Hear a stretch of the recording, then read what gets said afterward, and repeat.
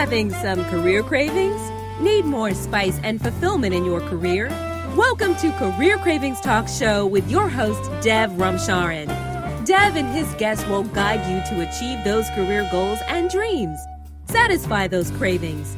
Now, without further ado, meet your host, Dev. So here we are again. It's Dev Ramcharan with Career Cravings, and I'm talking to you millennials, you generation that is the greatest generation that we have, and the generation also that probably is going to have the hardest time inserting your way into your careers. You have got a lot working for you, but you also have a lot working against you.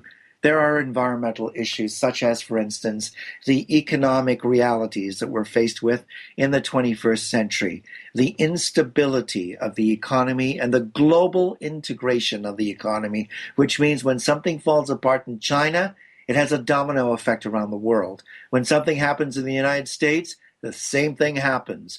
When Greece defaults on its payments to the European Union, it has a financial impact on Brazil, on Trinidad and the West Indies, and on Toronto, Ontario, Canada.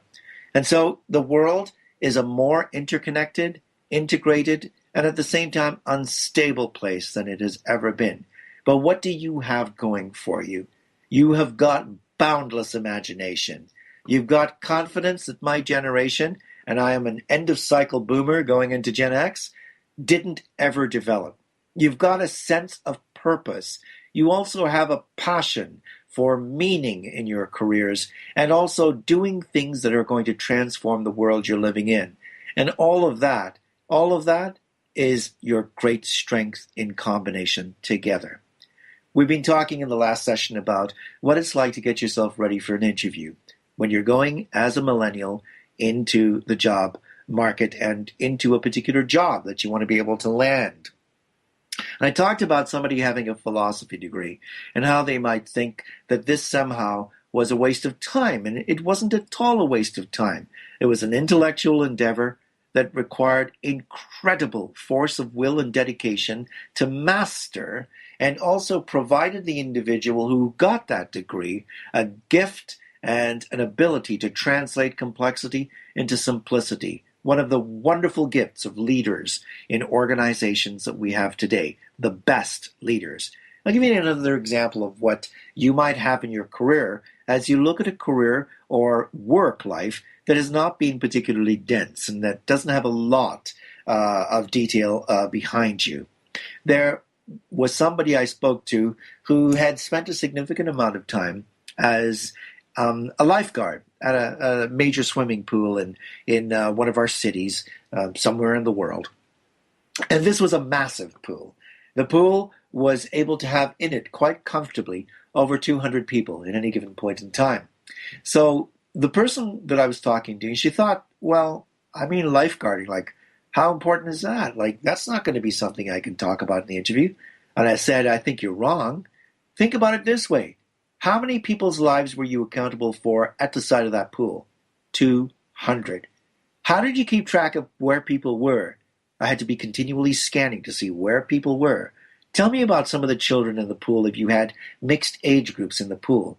Well, I would notice a little girl of a certain age. I would keep my eye on her all the way through.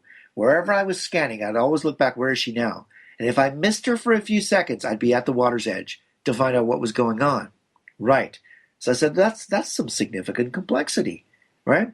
You had to do this in a space, within a particular time frame, and with a certain level of vigilance, which if it ever flagged, somebody could die. Is that true? Yeah, that's true. I hadn't thought it through that way, she said. So basically, what you were doing was what managers do in organizations. You were scanning your department, looking for strength, weakness. You were looking for danger spots and risks. You were looking for issues you needed to jump into in order to help somebody to progress, to survive, or to actually not drown in the circumstance. These are some of the things that managers do with their staff. Apart from allocating work for them and doing their performance management, you're continually scanning and you're continually looking for signs of distress, you're also looking for signs of strength, ability, talent that might be under the surface, which if you push people a little bit harder, will emerge and astound them, though it may not astound you because you saw it in them. So being a lifeguard actually gives you quite a bit of significant experience in life that you can apply when you're in the workplace. So that was something that was a useful conversation for her. So don't undervalue the jobs you have done. You may not think that they were very big or that they lasted very long, but every one of them was of value for you. Think about your resume, all right? Look at it carefully. My advice to you is, as much as possible, try to be in a job for at least 1.5 to 2 years. These days, I would say 2 years, because if it looks like you have had a stint of 5 or 6 six-month jobs in a row, then that makes you a less desirable person applying for a job in an organization. They won't be able to trust and believe you that you'll stay there long enough to get their value out of you. Remember, companies invest in you up front. They invest in equipment, they invest in training, they invest in orientation time, they invest in a significant amount of activity that they need to do to get you up to speed to do the job. If you leave in 6 months and it takes you 3 months to get up to speed, then that means they get 3 months worth of value out of you. And then they have to go through the large expense of replacing you when you leave. And what a 6-month patchwork quilt of jobs or 1-year jobs on your resume begins to paint is a portrayal of someone who never stayed in a job long enough to develop deep skills and knowledge. I'll tell you a great paradox I'm experiencing now as an experienced hiring manager and trainer. I'm finding people's resumes are getting better and better and better than they've ever been. People come in with fabulous resumes, but their level of skill and knowledge is getting slimmer and slimmer and slimmer, which means the resumes are what I call cotton candy resumes. You know cotton candy? There's a little stick you hold in your hand, and then there's all this whipped up sugar around it that looks like your grandmother's 1960s hairdo. When you put any pressure on it, it collapses because there's nothing there. All that's there is the stick. And I've been in many interviews speaking to people who've come through with cotton candy resumes, and they didn't have the goods that their resumes looked as if they had. So when you go in, be a person of integrity. Make sure that you don't undervalue what you've done in your life, but at the same time, you don't overplay your hand. You don't represent yourself to be something you really are not. You don't come across as if you have expertise you have not yet developed, because what that will do is lead to a real, credibility gap for you. And if they don't find out in the interview that you don't know what you say you know, they'll find out on the job. And how bad do you think you'll feel if they have to lay you off or terminate you because what you said in the interview wasn't necessarily true? And the skill sets that you said you had, you didn't have or had not developed. So go in with integrity. Go in valuing who you are and what you have to offer. All right? So the last thing we talked about when we were together in our last session was to reflect on the organization's situation, its industry, what it's like, how it's performing in that industry. Because these sorts of things give you depth of insight when you come to the table, right? And there's an awful lot you can learn by reading a website that is owned by a company that you're applying for a job in, as well as reading their strategy, the document that they've posted on that website about their strategy, which is their next 5-year plan. But you also learn a lot by checking out Google News. What news has there been about this company? So if I want to go and I want to work for a company like JCPenney, for instance, well, I'm going to check Google News articles. Just plug in JCPenney and then look at news. What kind of news? Oh, wow. They've just announced that they are transferring a bunch of their business overseas and that they've laid off a division. Or they have just gotten into a new line of clothing that is really cool because it involves getting clothes made in third world countries where there's fair pay and good labor treatment. And they're highlighting this line, which is beautiful, but also which benefits people in these countries who sometimes struggle with stark poverty. And if you are the typical millennial, that'll mean a great deal to you, that they're doing this kind of work that has an international integrity and a humanitarian aspect to it. So when you go into an interview, you can talk about that and say, look, I looked on the website and I read the news and I was really delighted to read this because this is important to me. It's something I care about. And that resonates well with the people at the table too when you're talking to them, right? So you check out those things before you get in there so you can understand the company's situation, its industry, and the sector that you're actually going to be looking at. Now, the next thing you've got to do for the interview is this. Imagine your way into the department that you'll be working in. What's it going to be like working in this department, okay?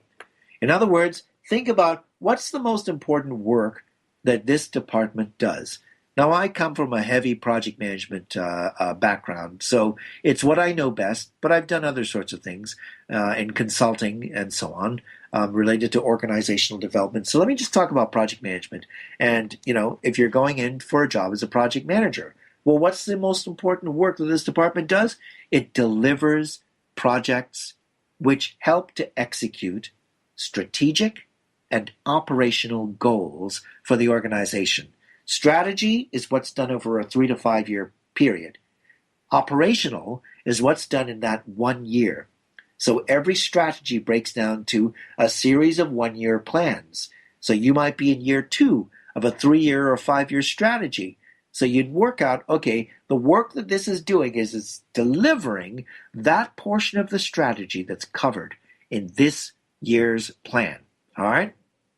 And the work that it's doing, if you're going into a project management role, for instance, is delivering projects. Or if you're going into a sales role, it's delivering the sales numbers required to meet the plan for that year and for the multi-year strategy. The next thing to ask yourself and to do when you're imagining your way into the department you'll work in is to figure out who are its key clients and stakeholders. Now, stakeholders are not, like Buffy the Vampire Slayer with a stake in her hand going to take out a vampire. That's not what I mean. I mean, stakeholders are people who are interested in and affected by what you do or what the company does. So who are the key clients and stakeholders of the company that you are working with, right? Or the department you're going to be working in? Well, if you're working in a marketing department, well, some of the key people that are like clients of your department will be the sales team. It'll be the executive team. It'll be the finance department because they care a great deal about what things are going to cost that you're developing marketing plans for. It may be the engineering team.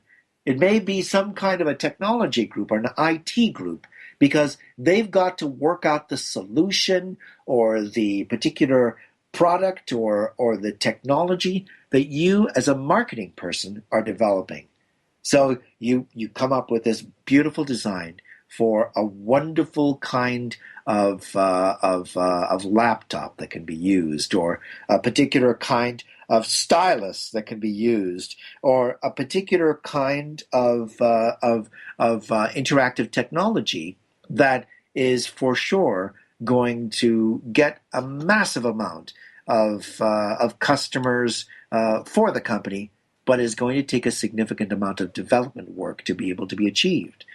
So think about who are all the people that your department touches and interacts with, because then it builds a sense of the kind of people you've got to be interfacing with on a daily basis, interacting with, talking to, collaborating with, working in partnership with, whatever the case may be.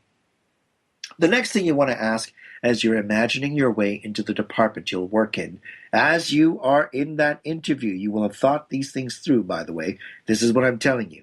This is what you think of in advance. It's a stuff that's in your head already when you go to the interview. Do you see why you can't do cocky Fred? You can't go in there like cocky Fred, not prepared, thinking you're the center of the universe and not having thought about these things. But the people that go in there thinking like this, the way I'm proposing to you, they always land the job. They always land the job. All right? Ask yourself also, what is the reputation and the nature of the company's leadership? Now, you may know somebody who works there. Take them out, buy them coffee, buy them dinner. All right? Get to understand what the company is like and what kind of leadership does it have. What's the style of leadership that exists in this particular company? Now, why is that important? That's important because it's going to give you a clue into how you are going to be managed. If the leadership is micromanagement oriented, unless you like that, you're not going to be happy there. Some people like that. I'm not one of those people, by the way. I cannot stand micromanagement. If, however, it is a delegation-based organization where people are empowered to do their jobs, but their managers keep strong oversight to ensure things are going the way they ought to, then that's cool. That's not micromanagement. And it might be something that you feel more comfortable with. Well, how are you going to find that out?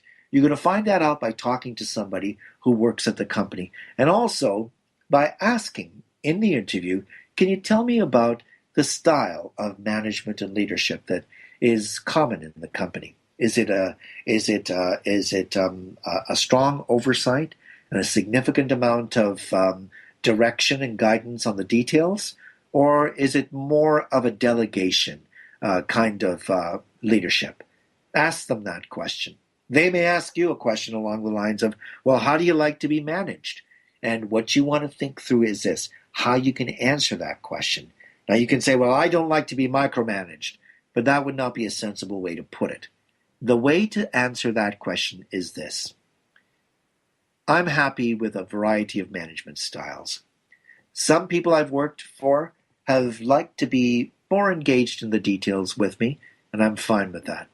Others have been much more interested in delegating to me and having me check in with them regularly.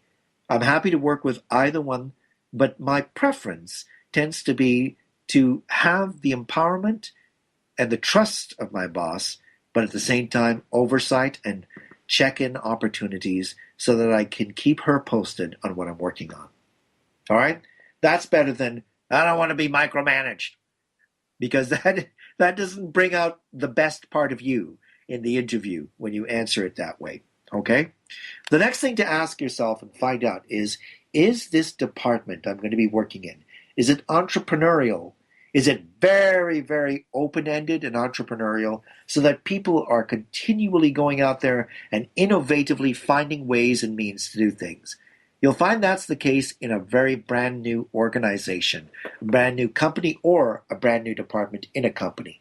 The focus tends to be just get the job done. Go out there, figure it out, and get it done. Or is it a more mature kind of department, much more process-driven, much more structured, with a lot more controls in place? Now, different personalities will be happy in different situations. If you are more entrepreneurial, then you're going to prefer for a department to be like that, and you won't enjoy having a process for everything under the sun. If you're somebody who does not feel comfortable with the Wild West and open-ended and no security around detailed instructions, then you got to make sure that you have a process-driven organization that's more mature, because you won't be comfortable in an entrepreneurial state where the risks are high, the stakes are high, and people run fast and loose sometimes, though there are awesome innovations that are often generated as a result. Is it a mature department or just a startup? Okay? What opportunities for growth and development will this department provide to you? That's really important. Don't be shy. Figure that out. Now, how do you ask the question? This is how not to ask the question. Okay. Can you tell me, what kind of training am I going to get? How much are you going to invest in my training? And how are you going to develop me? And what are you willing to pay? Are you going to pay for my MBA?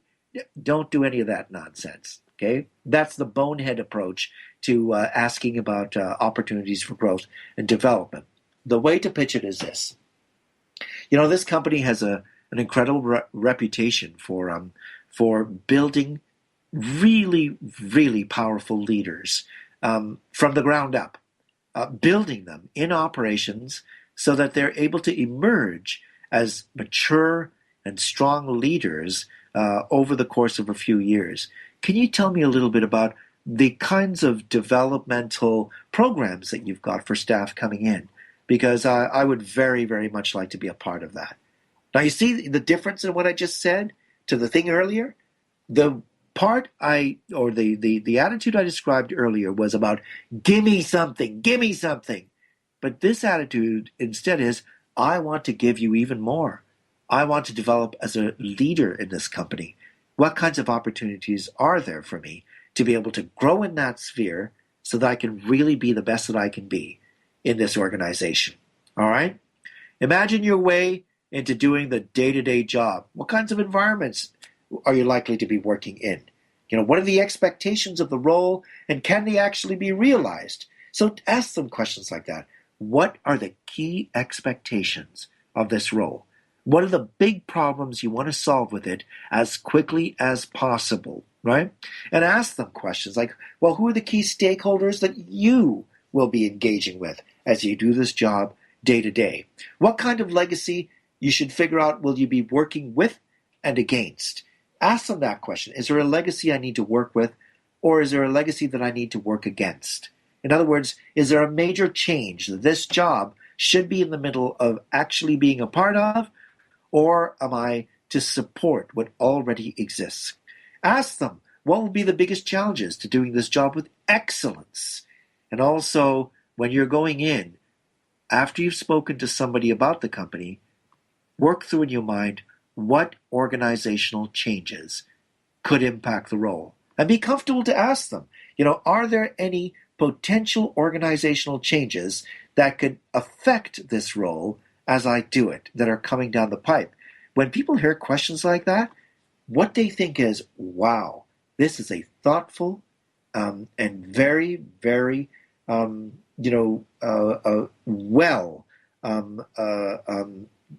organized woman that is sitting here with me. And I'm quite impressed with her, right? So that's what I meant when I said you get the job by the questions you ask, not necessarily by the answers that you give. Though, if you give foolish or incomplete answers, or you make stuff up on the fly, that will throw you out of the interview, okay? When you are speaking, think of the 3 or 4 impressions or thoughts you want to leave in the interviewer's minds. What do you want them to think, right? Think how best to deliver the words so that you are sincere and show yourself to be a relevant candidate for this role, and help them to see you as the best candidate. What are the things that you need to say? Not faking, but aligning your experience with the business need that they are trying to address. Remember, prepare,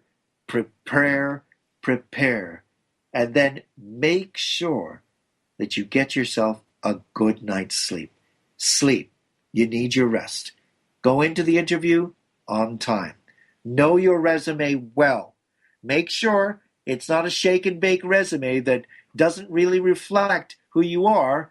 It's cotton candy and not the real deal. And if they ask you a question and you don't know the answer, or you haven't had that experience, tell them.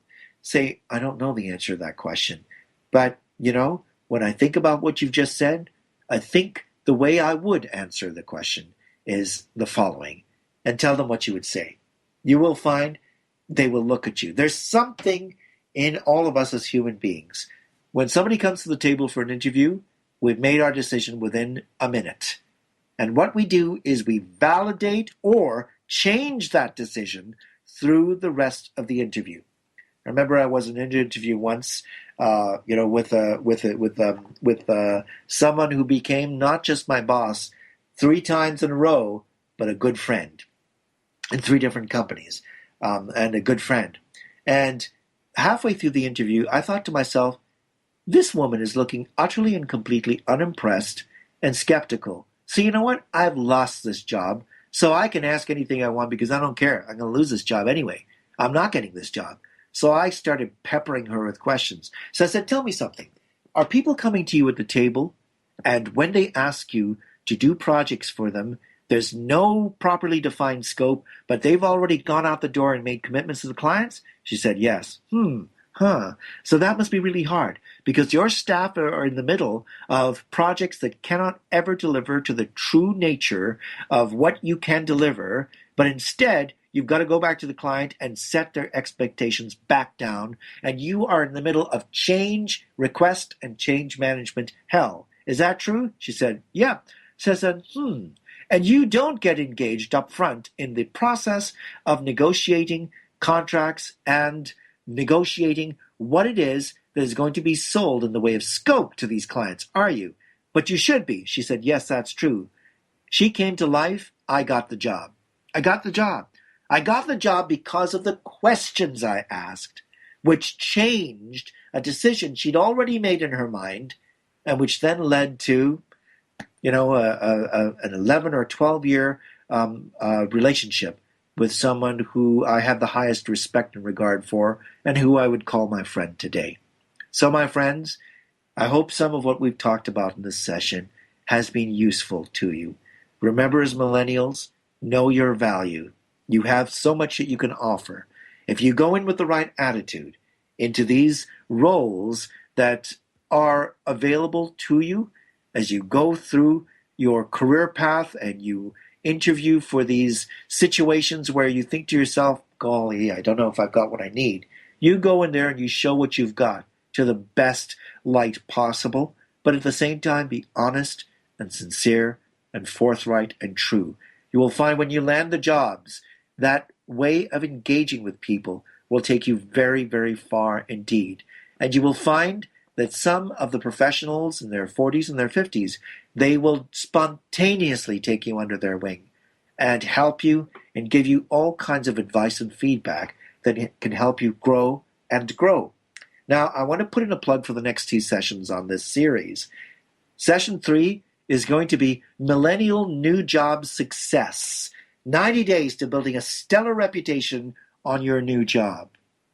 And the 4th one is going to be Millennial Manager. What you need to know and do to step up to the next level and to be respected. I think these are important subjects for you as millennials, as they have been for all generations. But particularly at this time, these are things that you need to reflect on and reflect on deeply. I'm Dev Ramtran in beautiful Toronto. This is Career Cravings, and I'm honored that you took the time to listen to this program, and I hope that you got as much value out of it as I had fun in delivering this to you. All the best. Well, that's our show. Thank you for joining us here at Career Cravings. Tune in to our show in 2 weeks, same place and time. We wish you the career you deserve. Until next time.